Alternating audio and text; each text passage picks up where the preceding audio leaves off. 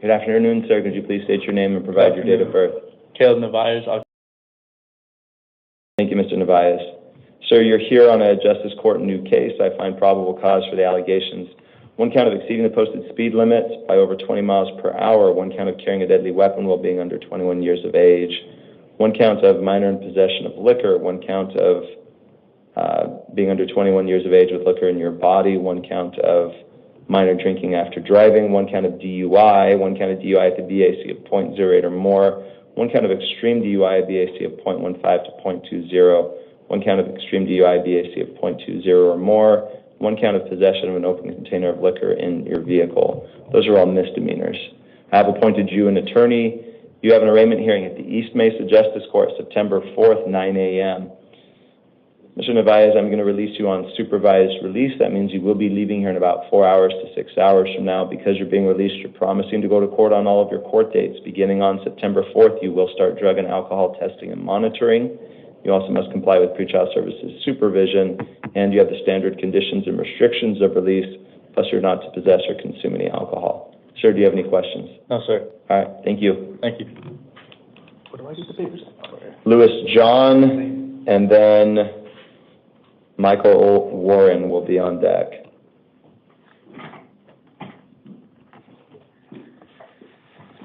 Good afternoon, sir. Could you please state your name and provide your date of birth? Louis John. Thank you, Mr. John. Mr. John, you're here on the Superior Court new case. I find probable cause for the allegations. 3 counts of possession or use of dangerous drugs, a Class 4 felony. 1 count of possession or use of narcotic drugs, a Class 4 felony. 2 counts of possession or use of prescription drugs, a Class 1 misdemeanor. 1 count of DUI, a Class 1 misdemeanor. 1 count of DUI based on drug vapor combo, a Class 1 misdemeanor. I've appointed you an attorney. You have a status conference September 3rd, 8:31 a.m. Preliminary hearing September 5th, 8:31 a.m. at the downtown Phoenix Superior Courthouse. Mr. John, I am going to release you on supervised release. That means you should be leaving here in about 4 hours to 6 hours from now. Because you're being released, you are promising to go to court on all of your court dates. You're also promising to comply with supervision, and beginning on your first court date, the 3rd, you will start drug and alcohol testing and monitoring. You also must comply with the standard conditions and restrictions of release, plus you're not to possess any weapons, you're not to possess or consume any alcohol, and you must submit to fingerprinting at the arresting police department. Mr. John, do you have any questions? No, Your Honor. All right. Thank you, sir. Michael Warren and then Travis Brown will be on deck.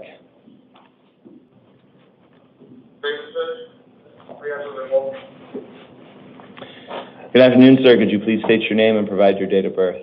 Michael G. Warren. Mr. Warren. Mr. Warren, you are here on a Superior Court failure to appear warrants. You have a status conference September 3rd, 8:31 a.m. Preliminary hearing September 5th, 8:31 a.m. It's at the downtown Phoenix Superior Courthouse. Mr. Warren, I'm going to release you on supervised release in these cases, so you should be leaving here in about 4 hours to 6 hours from now.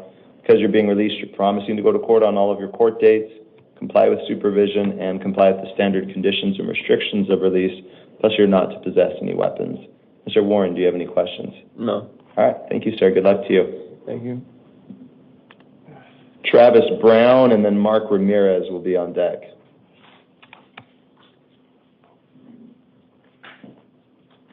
Good afternoon, sir. Could you please state your name and provide your date of birth? Travis Brown. Thank you, Mr. Brown. Mr. Brown, you're here on a Hassayampa Justice Court new case. I find probable cause for the allegation, 1 count of assault, a Class 1 misdemeanor. I have appointed you an attorney. You have an arraignment hearing at the Hassayampa Justice Court September 4th, 9 a.m. And Mr. Brown, I'm going to release you on supervised release. That means you will be leaving here in about 4 hours to 6 hours from now. Because you're being released, you're promising to go to court on all of your court dates, comply with supervision, and you must comply with the standard conditions and restrictions of release. In addition, sir, you're not to return to the scene of the alleged crime. You're not to initiate contact with any alleged victims, complainants, or witnesses, or have any physical contact with any alleged victims. You're not to possess any weapons. You must obey the terms of any order of protection or injunction against harassment that has been issued or which may be issued. You also may have no contact with the alleged victim for any reason, even if she contacts you first. You may not reside at the same location as an alleged victim, even if you are an owner or renter of the residence where you two reside.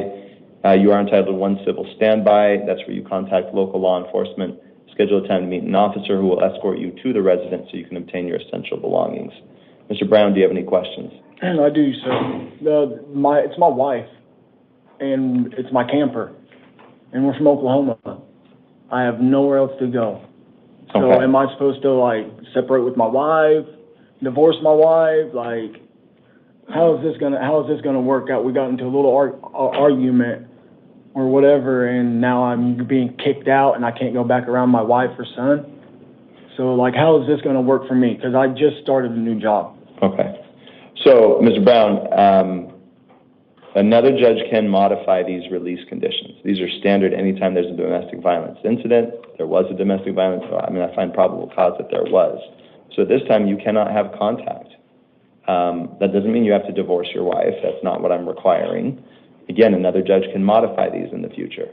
But at this time, you'll need to find another location to stay. Boy, my next location is about 16 hours away. So how is this going to work? Well, I'm just telling you, Mr. Brown, you're going to need to find another location at this time. So do you have any other questions, sir? No, sir. All right, thank you, Mr. Brown. Mark Ramirez and then Mark Washington will be on deck.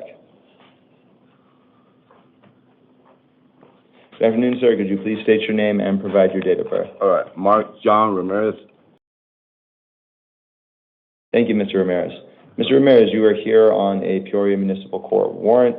This is for a probation violation. You have an arraignment hearing September 5th, 9 a.m. at the Peoria Municipal Courthouse. I'm releasing you on your own recognizance. So you're going to be leaving here in about 4 hours to 6 hours from now. Because you're being released, you're promising to go to court on all of your court dates. You're also promising to comply with the standard conditions and restrictions of release. Plus, you must contact your probation officer within 72 hours of release. Mr. Ramirez, do you have any questions? No. All right, thank you, sir. All right, thank you. Good luck to you. Mark Washington and then Dallin Wilkinson will be on deck.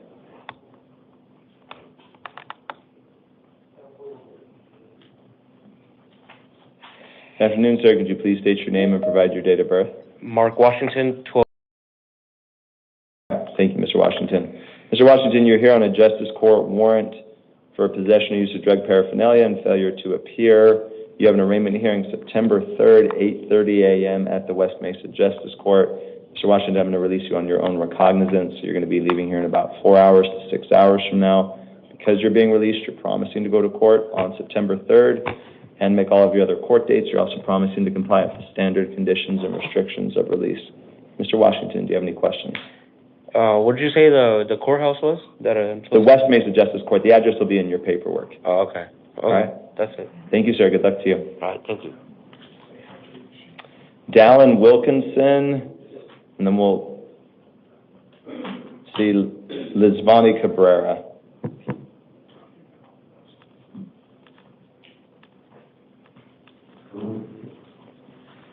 All right, good afternoon, sir. Could you please state your name and provide your date of birth? Dallin Wilkinson. All right, thank you, Mr. Wilkinson. Mr. Wilkinson, you're here on a Superior Court new case. You're also here on a failure to appear warrant. In the new case, I do need to edit this, sorry. In the new case, sir, I do not find probable cause for the allegation, which is theft of means of transportation, which would be a Class 3 felony. Now, it's still possible the prosecutor's office will bring charges within 48 hours. If they do that, I've appointed you an attorney, and you have a status conference September 3rd, 8:31 a.m., and a preliminary hearing September 5th, 8:31 a.m. There's a chance it won't go forward, there's a chance it will, so you need to check with the court before the 3rd, find out if that is going forward. I don't have any conditions or restrictions of release because, again, I do not find probable cause. In your failure to appear case, sir, you have a status conference September 3rd, 8:31 a.m., preliminary hearing September 5th, 8:31 a.m. So even if that other case is not going forward, you still need to go to court on the 3rd for the failure to appear case. In this case, I'm going to release you on supervised release. So you'll be leaving in about 4 hours to 6 hours from now. You must comply with supervision and with the standard conditions and restrictions of release, plus you must submit the 10-print fingerprinting of the Reston Police Department. Mr. Wilkinson, because you're being released, you are promising to go to court. Sir, do you have any questions? Thank you, Mr. Wilkinson. Good luck to you. Thank you.